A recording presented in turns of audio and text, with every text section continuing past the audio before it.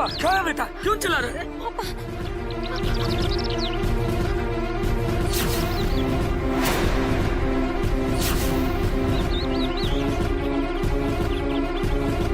Hello hello, police station. दोस्तों, सच ही कहा है किसी ने कि समय का कोई भरोसा नहीं होता है। आप क्या देखने निकलिए और वक्त आपको क्या दिखा दे। एक छोटी सी फैमिली आम फैमिली की तरह घूमने फिरने निकली थी। एक जगह रुककर वो सेल्फी लेने की कोशिश करने लगे कि अचानक एक पल में ही उनकी सारी खुशियां खौफ और डर में तब्दील हो गईं। जब उन्होंने झाड़ियों में एक कॉलेज गोइंग लड़की की लाश देखी। उस लाश के कपड़े अस्त व्यस्त थे। उसे देखकर साफ कहा जा सकता था कि मर्डर करने से पहले उसके साथ दुष्कर्म किया गया है। दोस्तों, कौन थी वो लड़की जिसकी लाश इस तरह से लावारिस पड़ी थी? क्या जीते जी भी वो लड़की लावारिस ही थी या उसका अपना कोई परिवार भी था? नमस्कार दोस्तों, मैं कुणाल सिंह राजपूत आप सभी का एक बार फिर से स्वागत करता हूं हमारे इस शो प्यार में सावधान की इस नई कहानी में। सर, मेरी बहन तारिका कल सवेरे से लापता है। हमने उसे ढूंढने की बहुत कोशिश की। जहां भी संभावना थी वहां फोन किया, पर उसका कहीं पता नहीं चला सर। आपकी बहन क्या करती है? कॉलेज में पढ़ती है सर। अच्छा, कॉलेज गोइंग गर्ल है। जी। हेलो।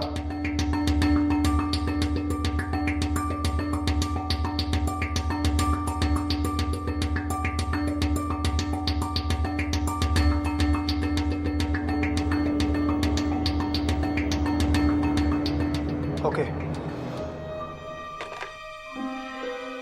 देखिए अभी अभी सूचना मिली है, एक कॉलेज गोइंग गर्ल की लाश मिली है। नहीं, मैं ये नहीं कहता हूं कि आपकी बहन ही है। अगर आप लोग मेरे साथ चलकर शिनाख्त कर सकते हैं तो चलिए। हाँ हाँ, हम चलेंगे इंस्पेक्टर साहब, चलिए चलिए। चलो।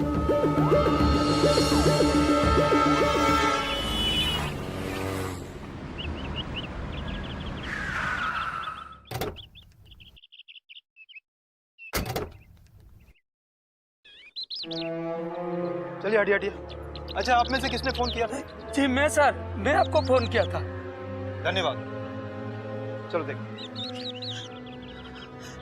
तारिका, तारिका, तारिका, मेरी बच्ची, तारिका, तारिका।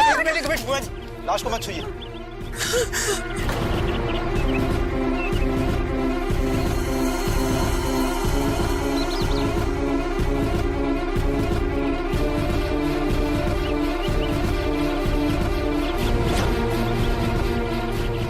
लाश को देखने से लग रहा है ये कल से पड़ी हुई है। इसके साथ किसी ने दुष्कर्म किया है। आप लोग यकीन के साथ कह सकते हैं यही तारिका है? जी हाँ सर, बचपन से साथ साथ बड़े हुए हैं। इसके सगी बहन है मेरी ये। बचपन से गोद में खिलाया है अपनी। मैं इसे कैसे नहीं पहचानूंगी? आप कौन? मैं इसकी बुआ हूँ। ये मेरे साथ रहती है, कॉलेज में पढ़ती है। क्यों? गाँव में कॉलेज नहीं है ना इंस्पेक्टर साहब। अच्छा, आप दोनों को किसी पर शक है जिसने भी इसके साथ ऐसा किया है? नहीं सर। आखिरी बार आप दोनों ने इसे कब देखा? मैं तो गांव में रहता हूँ सर, कभी कभार ही मिल पाता हूँ इससे। एक सप्ताह बाद मिला हूँ आज। पर बुआ जी आप तो। हाँ, मेरे ही साथ रहती है। बहुत हंसमुख थी, बहुत होशियार भी थी। और उस दिन कह के निकली कि मैं विजेंद्र के साथ शॉपिंग पे जा रही हूँ। एक मिनट, ये विजेंद्र कौन है? हाँ, विजेंद्र इसका मंगेतर है। शादी होने वाली थी इसकी जल्दी। लेकिन अभी तो आप कह रहे थे कि ये पढ़ाई कर रही है। हाँ, भाई साहब ने कहा था पढ़ाई के साथ साथ इसकी शादी भी तय कर देते। तो दिनेश के कहने पर इसके दोस्त विजेंद्र तिवारी के साथ हमने शादी तय कर दी इसकी।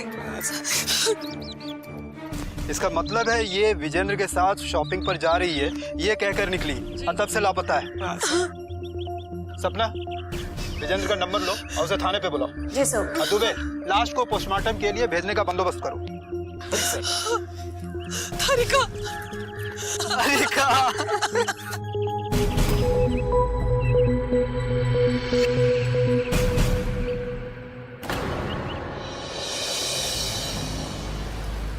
मिस्टर विजेंद्र तिवारी, तारिका की बुआ का कहना है कल सवेरे तुम उसके साथ शॉपिंग पर गए थे।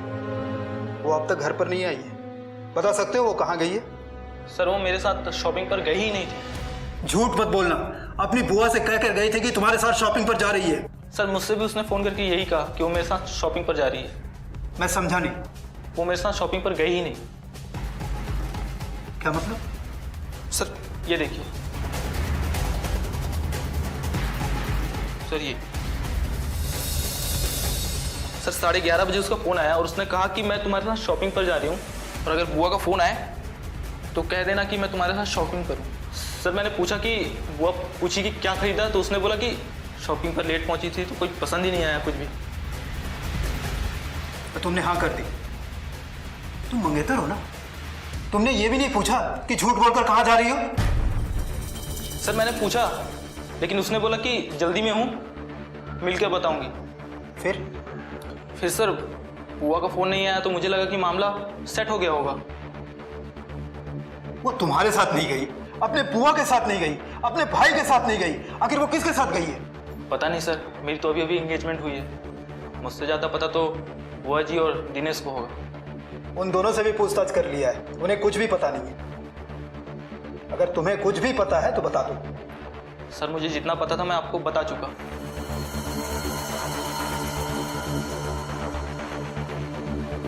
ठीक है, तुम जा सकते हो।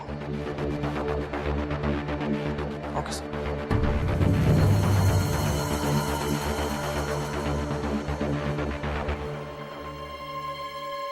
मुझे समझ में नहीं आ रहा है कहां से जांच शुरू करूं। आखिर वो गई कहां होगी? सपना, जी सर। एक काम करो, तारिका की फोन डिटेल्स और लास्ट लोकेशन का पता करो। तब तक हम घटनास्थल पर जाकर दोबारा जांच करते हैं। Okay sir.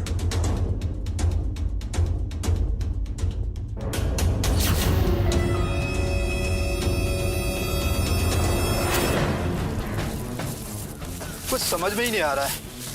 नया मोबाइल है ना पर्स, लेकिन जब वो घर से निकली थी तो मोबाइल पर्स दोनों साथ में ही था। सपना, जी सर। वो देखो तो क्या है।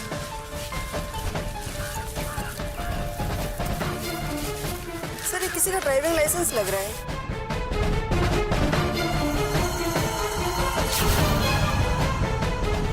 देवीलाल। इसका मतलब है कि देवीलाल की टैक्सी पर वो सवारी कर रही थी और अकेला देखकर उसके साथ दुष्कर्म किया और फिर हत्या कर दिया होगा, क्योंकि हाईवे पे अक्सर ऐसा हुआ करता है। देवीलाल। इंस्पेक्टर साहब, कल मैं जबलपुर हाईवे के आसपास गया ही नहीं। तेरा लाइसेंस कहाँ है?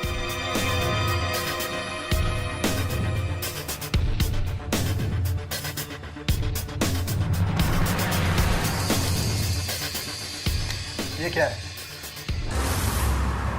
सब मेरा लाइसेंस आपके पास कैसे?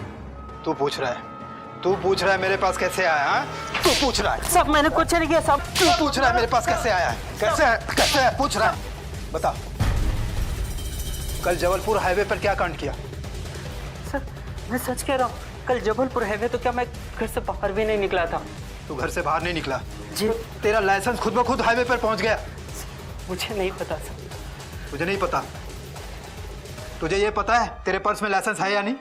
सर महीनों निकल जाते हैं, लाइसेंस देखते ही नहीं हम। परसों ही हवलदार साहब मिले थे तो उनको दिखाने के लिए मैंने निकाला था। परसों तेरे पास था? जी। और कल खुद ब खुद हाईवे पे पहुंच गया? खुद ब खुद हाईवे पहुंच गया? सर मुझे नहीं पता सर। चल तू सच थाने, कह रहा हूँ। वहां सच बताना। सर चल मैं सच कर रहा हूँ सर। चल। इंस्पेक्टर साहब मैं सच बोल रहा हूँ इंस्पेक्टर साहब। सर मिस तारिका का पोस्टमार्टम रिपोर्ट है।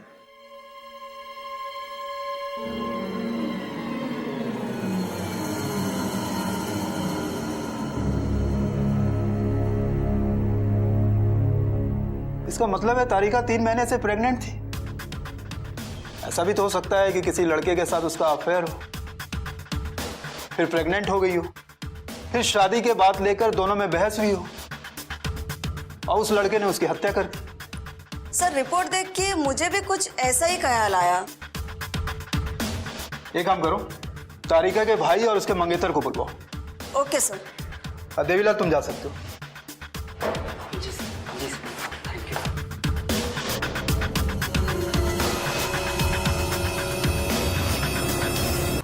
दोस्तों पुलिस के पास तारिका की कॉल डिटेल्स आ जाती है, जिसे देखकर यह साफ पता लगता है कि उस समय तारिका अपने मंगेतर के साथ ही बात कर रही थी, जो समय उसके मंगेतर ने अपने फोन में देखकर पुलिस को बताया था। इसका मतलब यह है कि उसका मंगेतर सही बोल रहा था। लेकिन गौर करने वाली बात एक और है कि उसके फोन में एक नंबर ऐसा भी था जिस पर वो रोज बात किया करती थी। ये नंबर कमलेश का था, लेकिन ये कमलेश कौन था? दोस्तों लोग अक्सर उसी को ज्यादा फोन करते हैं जिसे अपना समझते हैं, और एक जवान लड़की उसे ही फोन करती है जिससे वो प्यार करती है। कहीं यही तो उसका कातिल नहीं था? सर, तारिका का फोन की लोकेशन लिस्ट आ चुकी है, लेकिन इससे साफ पता चलता है उसका फोन लोकेशन घटना स्थल से होते हुए बेलखेड़ा गांव, वहां जाकर उसका फोन स्विच ऑफ हुआ है। इसका साफ मतलब है कातिल ने कत्ल करने के बाद उसका पर्स और मोबाइल ले लिया, और ज्यों ही आगे गया उसको एहसास हो गया कि उसका फोन ऑन है, फिर उसने ऑफ कर दिया होगा, है ना? आपने हमें बुलाया सर? यस। क्या आप लोग को पता है मिस तारिका 3 महीने की प्रेग्नेंट थी? प्रेग्नेंट? लेकिन ऐसा कैसे हो सकता है सर? ये आप दोनों के बयान के बाद ही पता चलेगा। लेकिन मुझे तो इस बारे में कुछ पता ही नहीं, बल्कि मुझे इस बात पर यकीन ही नहीं है सर। और मिस्टर मंगेतर? सर मैं नहीं। देखिए मिस्टर मंगेतर, आप मुझसे कुछ छुपा रहे हैं। अच्छा होगा कि आप मत छुपाइए, क्योंकि सच उगलवाना मुझे आता है। आप सच सच बता दीजिए। अरे आखिर आपके मंगेतर की इज्जत का सवाल है। कुमारी लड़की अगर प्रेग्नेंट होती है, ना सिर्फ मायके के लिए बल्कि ससुराल वाले के लिए भी इज्जत का सवाल होता है। समझ में आता है आपको? क्या बताऊं सर, जब मेरे दोस्त दिनेश ने अपनी बहन की शादी की बात मुझसे की तो मैं बहुत खुश हुआ, लेकिन जब मैं तारिका से पहली बार मिला तो बहुत दुख हुआ सर। क्यों? उसने मुझे कसम दी थी सर कि उसके भाई के सामने मैं मुंह ना खोलूं, पर अफसोस आज मुझे मुंह खोलना पड़ रहा है। जब हमारी शादी की बात चल रही थी, उसके बाद जब तारिका पहली बार मुझसे मिलने आई तो अरे तारिका, तुम यहाँ अचानक? हाँ अचानक। आज आपसे शादी की बात चली तो मुझे तो आपसे बात करने आना ही था। क्यों, कोई प्रॉब्लम है? नहीं, प्यार है मुझे किसी और से।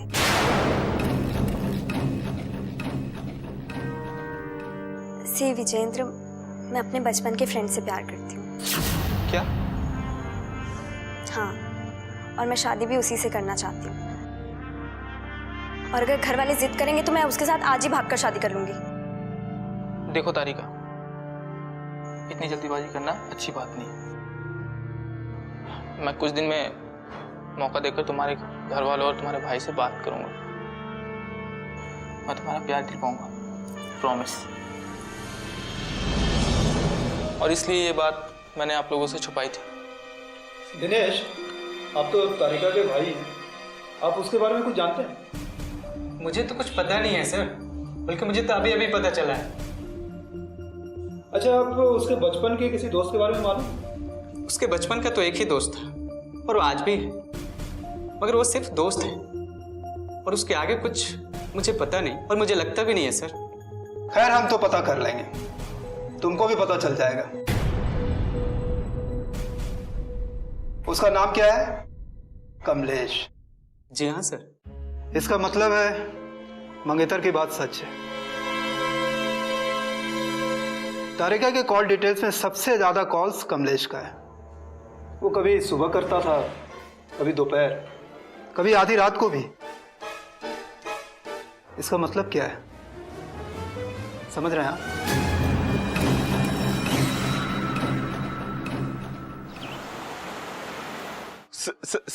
सर ये झूठ है सर, सरासर झूठ है सर। मुझे फंसाने की कोशिश की जा रही है। तुम्हारी तारिका से कोई दुश्मनी थी? नहीं सर। उसके मंगेतर से कोई दुश्मनी है? बिल्कुल नहीं सर। मुझसे कोई दुश्मनी है? सर कैसी बात कर रहे हैं आप?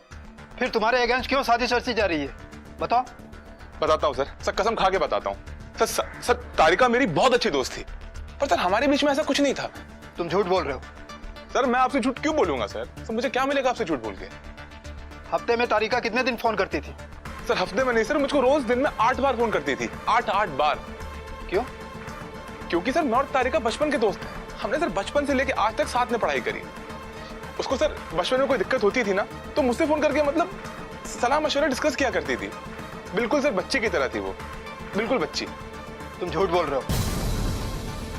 सर मैं आपसे झूठ क्यों बोलूंगा। सर आप एक काम कीजिए, ये लीजिए फोन। सर ये लीजिए ईयरफोन। सर फोन में पिछले 1 महीने के सारे कॉल रिकॉर्ड्स हैं। सर आप सुन लीजिए इसको एक बार।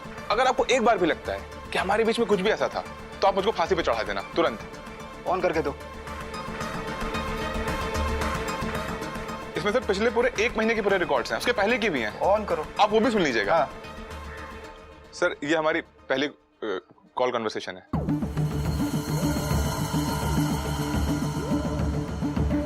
आगे करो। और सर ये वाला जब उसकी तबीयत खराब थी उसने मुझको फोन किया था।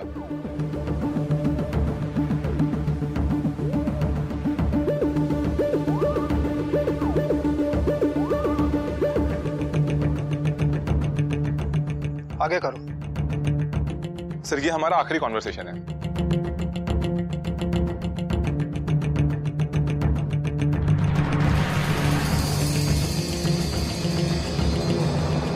फोन रिकॉर्ड ने तो तुम्हें बचा लिया, क्योंकि फोन रिकॉर्ड से पता नहीं चल रहा है कि तुम्हारे और तारिका के बीच में कुछ ऐसा वैसा संबंध है। अच्छा तुम बता सकते हो तारिका का खून कौन कर सकता है? सर ये मैं कैसे कह सकता हूँ? तुम बता रहे थे ना कि तारिका तुमसे हर बात शेयर करती है, तो ये प्रेगनेंसी जैसी बड़ी बात क्यों नहीं शेयर किया उसने? सर ये मैं कैसे कह सकता हूँ? मतलब सर उसका शायद प्राइवेट हो तो उसने मुझे बताया नहीं हो। तुम्हारी बात सुनकर समझ में नहीं आता, जिसे गुनहगार समझता हूँ वो बेगुनाह निकलता है। इनके अलावा और कातिल कौन हो सकता है?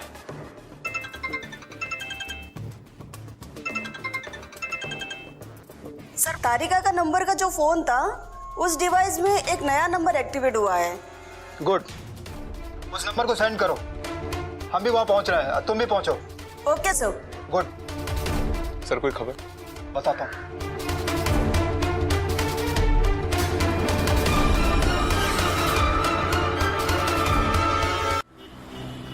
ये मोबाइल तुझे कहां से मिला है? मैंने खरीदा है सर। खरीदा है तूने? जी सर।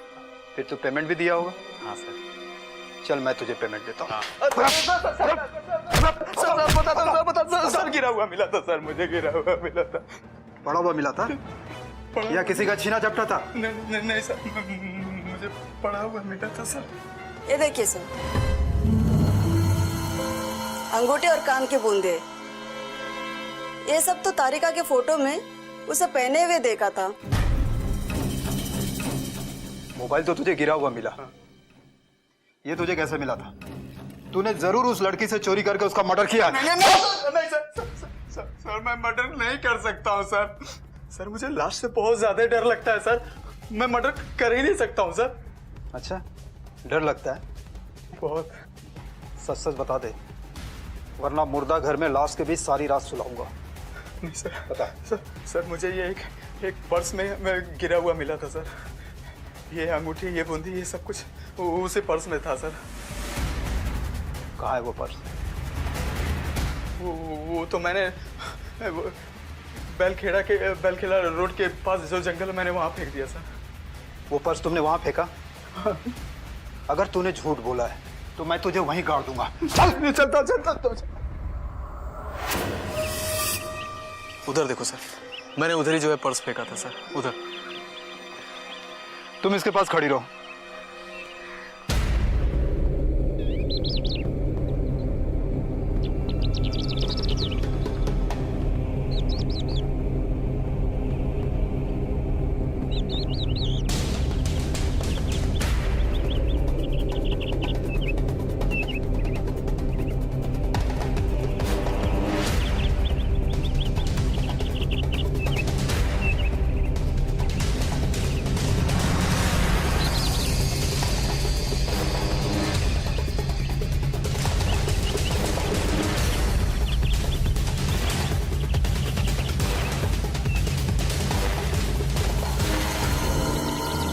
अब तू सच सच बताएगा, बिल्कुल सच सच। तूने लड़की की चैन, अंगूठी और मोबाइल पर्स से निकाली थी या लाश से उतारी थी? सर मैं सच बोलता हूँ सर मैंने तो लाश को देखा ही नहीं सर।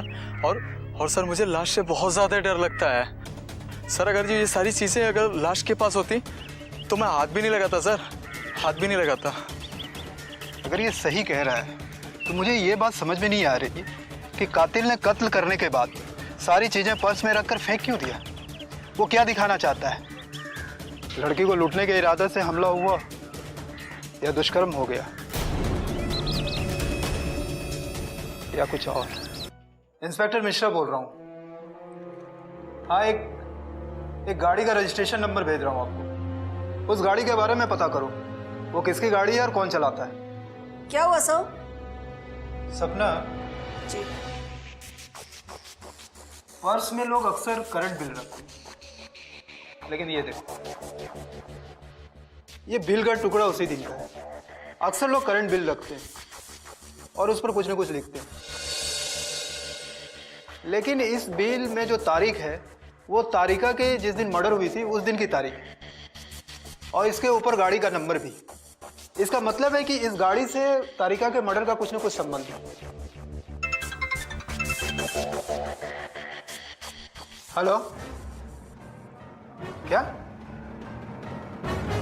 हमसे कितनी बड़ी गलती हो गई। एक मामूली सी ड्राइवर ने हमें धोखा दे दिया। पुलिस को धोखा देता है। पुलिस को धोखा देता है। इंस्पेक्टर साहब, सुनो तो सही। इंस्पेक्टर साहब, हुआ क्या? ऐसे अचानक में आते मारने लगे आप? ये देख, इस पर तेरी गाड़ी का नंबर है ना? हाँ, बोल। अब ये मत बोलना लाइसेंस की तरह इस पर खुद ब खुद तेरी गाड़ी का नंबर भी लिखा गया है। बोल। इंस्पेक्टर साहब, मैं सच कह रहा हूँ, मुझे नहीं पता इस पे नंबर किसने लिखा। तुझे नहीं पता? मुझे ये उसी लड़की ने लिखा है जिस दिन उसकी हत्या हुई थी। डेट देखो, डेट देखो, पढ़ो। शॉपिंग के बाद जरूर तेरी टैक्सी से जाना चाहती होगी, इसलिए उसने बिल के ऊपर तेरे गाड़ी का नंबर लिखा है। बता बता, तुमने उस लड़की के साथ क्या किया? बोल। तू बोल रहा था ना उस दिन तेरी छुट्टी भी थी। बोल। इंस्पेक्टर साहब, उस दिन 2 लड़कों ने मेरी टैक्सी बुक की, उन्होंने पूरे दिन का कमाई भी मुझे दी।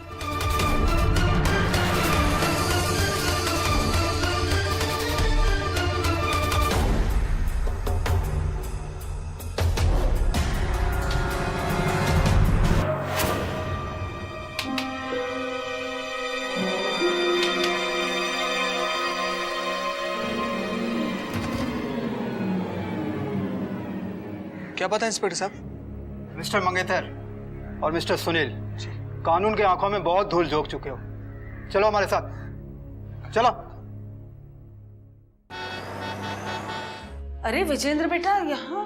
देखिए ना बुआ जी। चुप, बिल्कुल चुप। बैठिए आप लोग। जी। इंस्पेक्टर साहब, आपने ऐसे अचानक हम लोगों को यहाँ बुलाया, क्या बात हो गई? और ये विजेंद्र जी यहाँ पर? देखिए ना बुआ जी, लगता है इंस्पेक्टर साहब को कोई गलतफहमी हो गई। गलतफहमी हुई नहीं है, गलतफहमी हो गई थी, अब दूर हो गई है। अब तुम इन दोनों की गलतफहमी को दूर करोगे।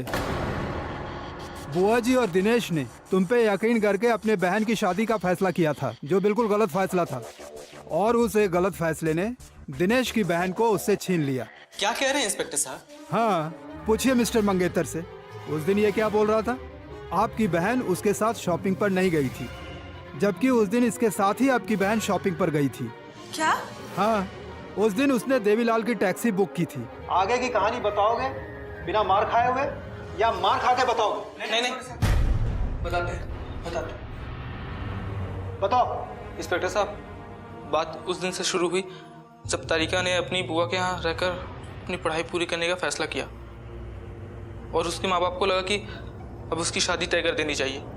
इसके लिए दिनेश और बुआ को लगा कि तारिका के लिए सही लड़का मैं ही हूँ, और दिनेश एक दिन आकर मुझे एक खबर सुना गया। मुबारक यार, हमारी दोस्ती ना रिश्तेदारी में बदल गई। क्यों भाई, ऐसा क्या हुआ? ये ले, तुम्हें नहीं पता, मेरे मम्मी पापा और तुम्हारे मम्मी पापा ने मिलकर तुम्हारी शादी मेरी बहन तारिका के साथ पक्की कर दी है। मुझसे पूछे बगैर? कोई एतराज है तुम्हें? नहीं यार, लेकिन बताना तो चाहिए। मैं बता रहा हूँ ना, मैंने ही तो मम्मी पापा से कहा था कि तारिका के लिए ना तुमसे अच्छा लड़का और कोई हो ही नहीं सकता। चल अब ये खबर ना मैं तारिका को सुना के आता हूँ। ओके?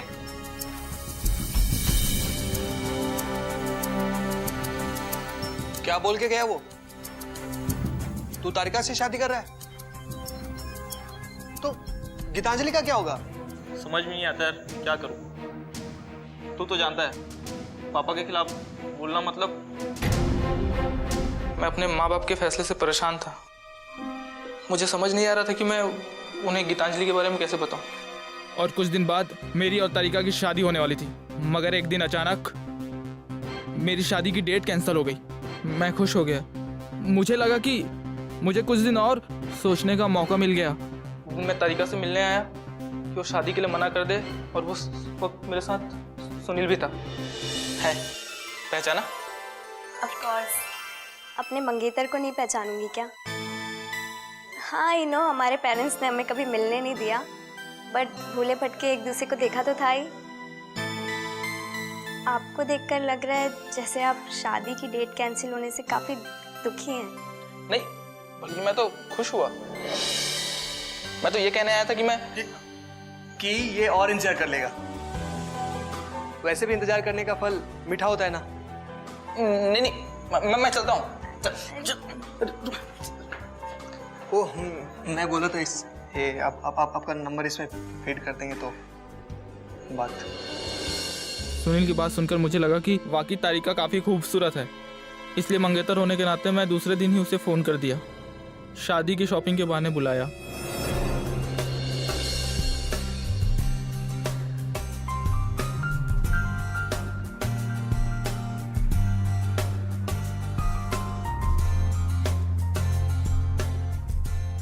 तारिका, तुम जितनी खूबसूरत हो उतनी खूबसूरत तुम्हारी बातें भी हैं।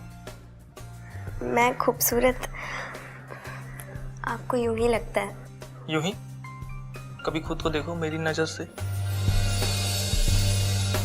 क्या हुआ, डर लग रहा है? नहीं, डर कैसा, आप तो मेरे मंगेतर हैं। मुझे शर्म आ रही है। शर्म कैसी? मैं तो तुम्हारा मंगेतर हूं ना। हम दोनों का एक दूसरे में समा जाना चाहिए। नहीं विजेंद्र, आप कैसी बातें कर रहे हैं? मैंने कहा था ना, तुम डर रही हो। नहीं, मैं वो क्या?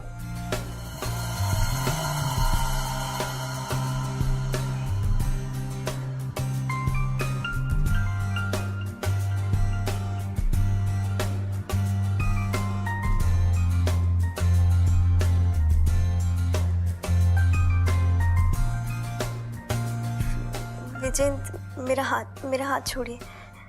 तारिका, आई लव यू।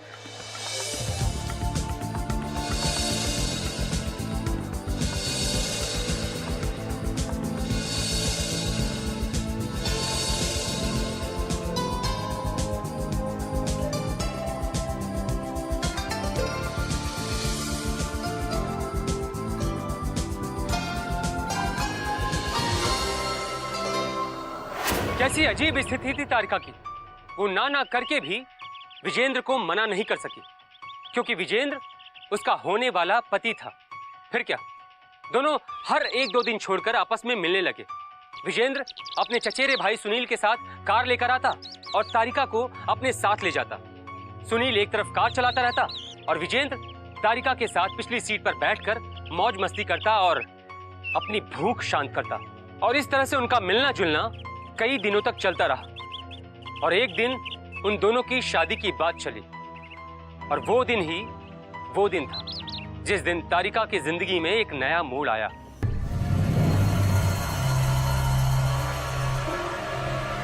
अबे विजेंद्र, ये क्या सुन रहा हूं मैं? तेरी और तारिका की शादी की डेट फाइनल हो गई है? हाँ यार।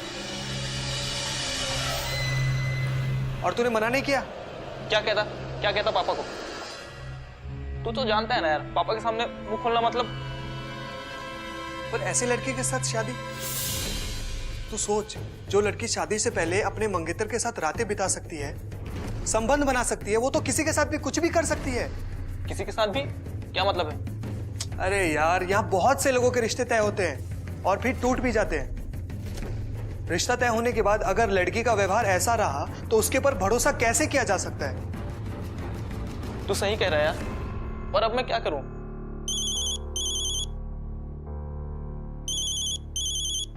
ये लो तारिका का फोन। बकरा फंसने जा रहा है ना, फंस। हेलो। हेलो, तुमने खुशखबरी सुनी? हमारी शादी की तारीख पक्की हो गई है। हाँ सुनी।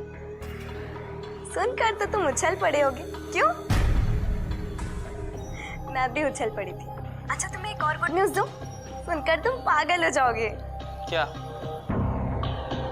ओ, मुझे आज ही पता चला कि मैं तुमसे 3 महीने प्रेग्नेंट हूँ। क्या? देखा, उछल पड़े ना। अच्छा है, हमें शादी के बाद ज्यादा दिन वेट भी नहीं करना पड़ेगा।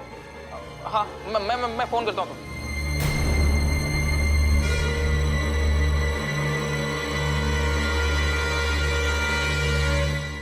क्या हुआ है? कुछ टेंशन? हाँ यार, बहुत बड़ा टेंशन हो गया।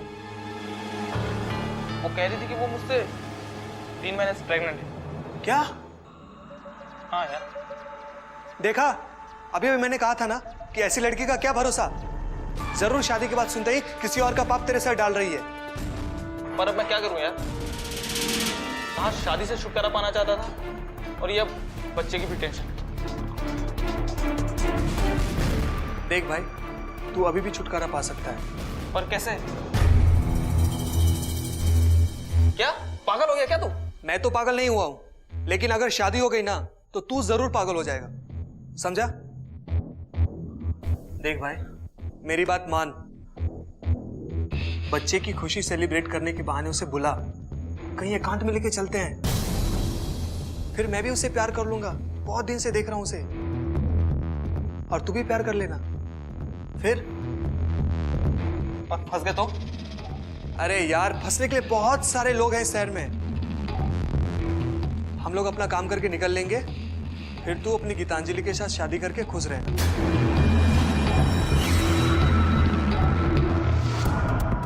फोन लगा उसे। फिर सुन, उसे प्यार करने का मौका मुझे भी देना, ठीक है? चल चल।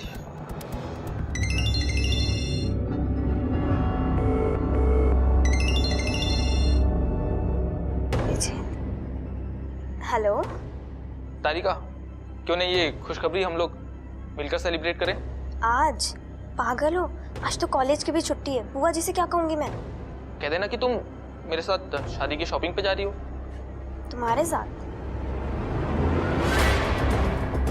ठीक है, ये बहाना चल जाएगा। हाँ तो फिर चलाओ और जल्दी से चली आओ, फिर हम लोग मिलकर सेलिब्रेट करेंगे, खूब प्यार करेंगे एक दूसरे को। ठीक है। ओके, मैं तुम्हारा इंतजार करता हूँ।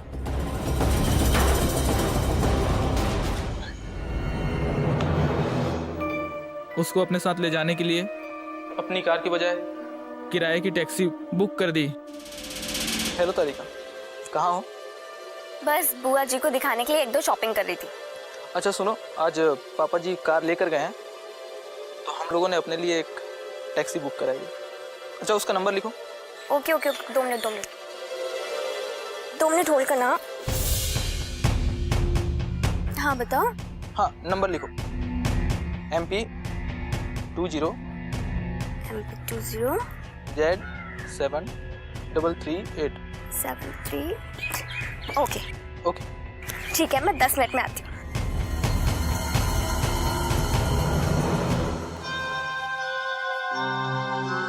ओके ड्राइवर साहब, हमें आपकी जरूरत नहीं है, तो आज आप आराम कीजिए और गाड़ी की चाबी हमें दीजिए। गाड़ी की चाबी? हाँ, गाड़ी का चाबी दीजिए। अरे दीजिए ना ड्राइवर क्या साहब। कर रहे भैया? दे रहे हैं ना हम आप। रुको तो। चाबी हमको दीजिए ना इधर। हाँ, आपको क्या लगता है हमको चलाने नहीं आता है? खा नहीं जाएंगे गाड़ी? कमाल करते हैं आप भी। अरे लेकिन और ये लीजिए पैसा। बस? अरे ये भी लीजिए। आराम कीजिए, ठीक है? अरे तूने उसकी जेब में हाथ क्यों डाला? दे तो रहा था वो चाबी। अरे सुन, मैंने उसके जेब से उसका लाइसेंस भी निकाला है, ठीक है? क्यों? देख, तारिका अगर हमारी बात नहीं मानती है तो उसके लास्ट के पास इसका लाइसेंस मिलेगा और ये बेचारा उसके मर्डर केस में जेल जाएगा, समझा?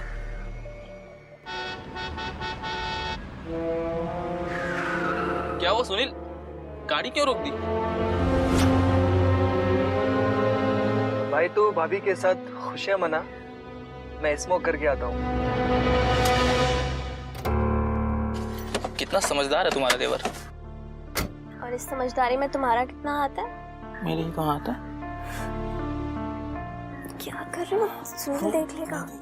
पागल हो, यहाँ पे क्या कर रहे हो? अरे कोई नहीं देखेगा।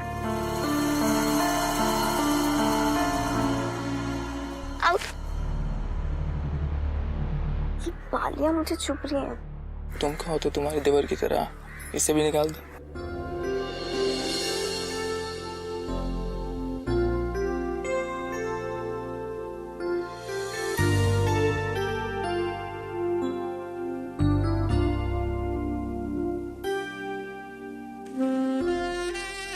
इसे कहाँ रखो?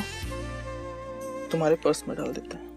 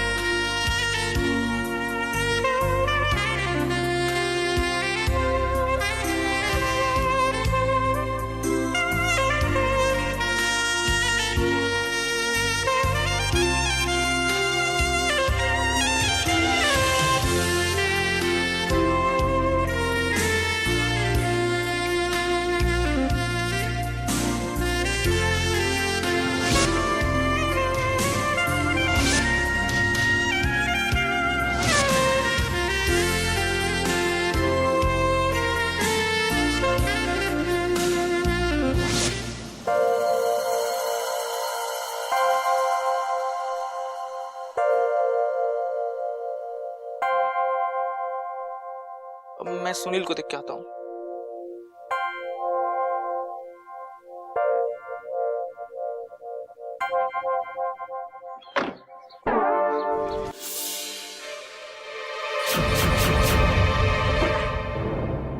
ये क्या बदतमीजी सुनील, मैंने अभी कपड़े भी ठीक से नहीं पहने।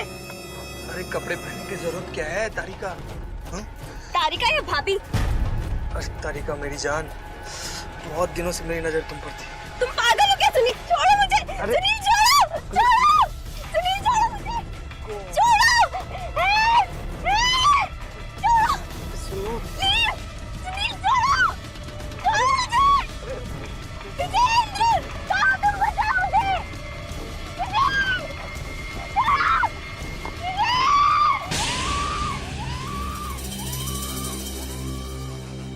उसके बाद क्या हुआ? उसके बाद हम दोनों ने शादी से मना करने के लिए और एबॉर्शन कराने की सलाह दी, लेकिन वो हम पर भड़क उठी और पुलिस और घर वालों से शिकायत करने की बात की। तो हम लोगों को अपने अगले प्लान को अंजाम देना पड़ा। क्या बोली? पुलिस को बताएगी? अपने माँ बाप को हमारी शिकायत करेगी? मेरे माँ बाप से मेरी शिकायत करेगी? जा ऊपर जाकर सबके बाप से शिकायत लगा, समझी? अब देख क्या रहा है? गला दबा इसका।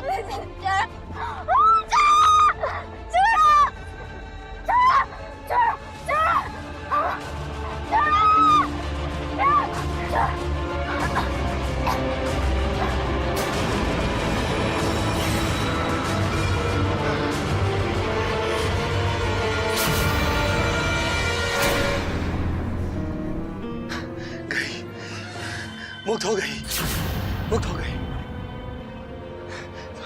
हमें मुक्त हो जाना चाहिए। चल चल चल चल जल्दी उठा उसको, उसको झाड़ी बैठना है।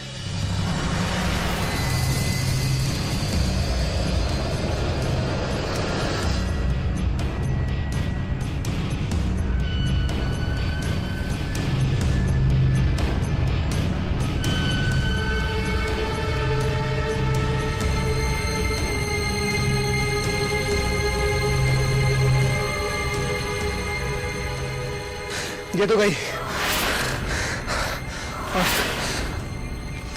ये गया देवीलाल का लाइसेंस। चल चल देख के रहा, चल चल भाग भाग भाग भाग।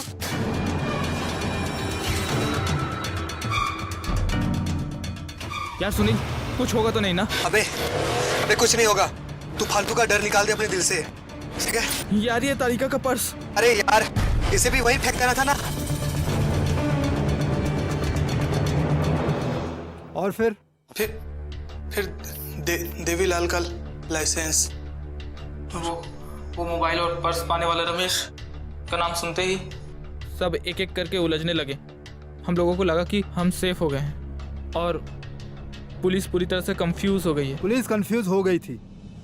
तारिका को टैक्सी नंबर लिखवाने की गलती ने तुम्हारा पर्दाफाश कर दिया। दिनेश दिनेश दिनेश, कानून को अपने हाथ में मत लीजिए। कानून इसे सजा देगा। दोस्तों, तारिका की हत्या करने वाले विजेंद्र और इस हत्या का मास्टर प्लान बनाने वाले सुनील को कानून ने कठोर सजा दी। तारिका तो बेचारी भोली भाली लड़की थी। कोई भी आम लड़की एक बार सगाई हो जाने के बाद अपने पति को किसी भी तरह से ठेस नहीं पहुंचाना चाहती। दोस्तों, विजेंद्र जैसे कुछ लोग शादी से पहले पति का प्यार दिखाकर और पति से हुक्म दिखाकर बेचारी लड़कियों को अपने प्यार के जाल में फंसा लेते हैं और बेचारी लड़कियां अपने मंगेतर के जाल में फंस जाती हैं क्योंकि वो उन्हें सच्चे दिल से प्यार करती हैं। ऐसा नहीं होना चाहिए क्योंकि ये गलत है। दोस्तों, प्यार ही जिंदगी है, प्यार ही बंदगी है। इसीलिए जिए प्यार से और रहें प्यार में सावधान। प्यार में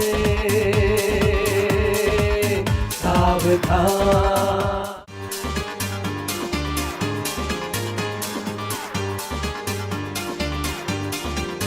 उम्र देखे नहीं, जात पूछे नहीं, प्यार में फिर भी है मुश्किलें नित नहीं।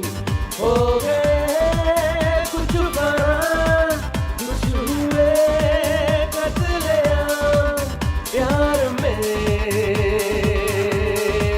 सावधान।